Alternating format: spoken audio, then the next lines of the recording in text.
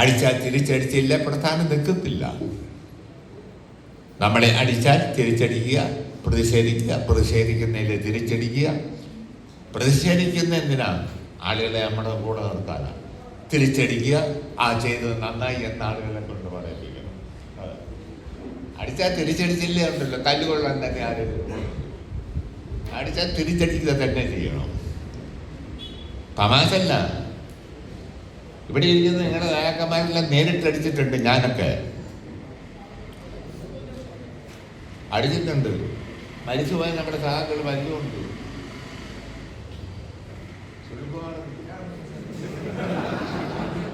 നേരിട്ടടിച്ചിട്ടുണ്ട്. നേരിട്ട്. അല്ലാതെ ചുമ്മാ സൂത്രപ്പടി കൊണ്ട് പ്രസംഗിക്കാൻ നടന്ന പ്രസ്ഥാനം കാണുന്നില്ല. ഇവിടെ എത്ര പേര് നമ്മുടെ സഹാക്കളെ, എത്ര ആളുകളെ കൊന്നെന്നറിയോ? എത്ര പേര്? കാമരാജ് എങ്ങനെ മരിച്ചു? കാമരാജിനെ കൊന്നു, തങ്കപ്പനെ വെട്ടിക്കൊന്നു, നിരവധി ആളുകൾ. അയ്യപ്പദാസ്, പാപ്പമ്മാള് ഭസൻറാവുത്തർ, അത് വെടിവെച്ച് കൊന്നു പരവർഗം. അതിനെല്ലാം നേരിട്ട് ഞങ്ങൾ. തമാശല്ല. നിങ്ങൾ പലരും നേരിട്ട് നിന്ന് നടിച്ചിട്ടുള്ളവരാണെന്ന് എനിക്കറിയാം. അല്ലെങ്കിൽ എന്നോർത്തപ്പോൾ നാളെ മുതൽ ഇറങ്ങി കവലയിലിറങ്ങി സംഘർഷം ഉണ്ടെങ്കിൽ നമ്മുടെ കൂടെ എടുത്തിട്ട് നിൽക്കുകയല്ല.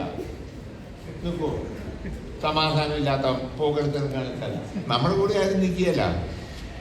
ആളുകൾ പറയണം, നമ്മളെ അടിച്ചാൽ തിരിച്ചടിച്ചു, അത് കൊള്ളാം. ജനങ്ങൾ അംഗീകരിക്കുന്ന മാർഗം സ്വീകരിക്കാം. അത് ശരിയായില്ല മണി സഖാവ് ചെയ്തതെന്ന് പറഞ്ഞാൽ എല്ലാ സഹാക്കന്മാരും അങ്ങനെ ചെയ്താൽ പിന്നെ പ്രസ്ഥാനം കാണുമോ? ആണില്ല. അടിച്ചാലും ജനങ്ങൾ കേൾക്കുമ്പം അത് വേണ്ടതായിരുന്നു പറഞ്ഞാൽ ശരിയാണ്. അത് ശരിയായില്ലെന്ന് പറഞ്ഞാൽ അതാണ് ഞാനീൻ്റെ ബലപ്രയോഗത്തിൻ്റെ നിയമമുള്ള. കമ്മ്യൂണിസ്റ്റുകാർ ബലപ്രയോഗത്തിൻ്റെ മാർഗം സ്വീകരിക്കുന്നത് കേൾക്കുന്നവരും കാണുന്നവരും ജനങ്ങൾ ശരിയാണ് എന്ന് പറയണം. അത് ശരിയായില്ല എന്ന് പറഞ്ഞാൽ അത് ശരിയായില്ല, അത് തന്നെയാണ്. അതുകൊണ്ട് ജനങ്ങൾ ശരിയല്ല എന്ന് പറയുന്ന മാർഗം നമ്മൾ സ്വീകരിക്കരുത്. ജനങ്ങൾ ശരിയെന്ന് പറയുന്ന മാർഗം നമ്മൾ സ്വീകരിക്കണം.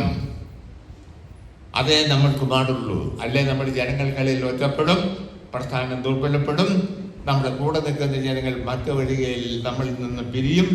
ആ കാര്യത്തിൽ യാതൊരു സംശയവുമില്ല.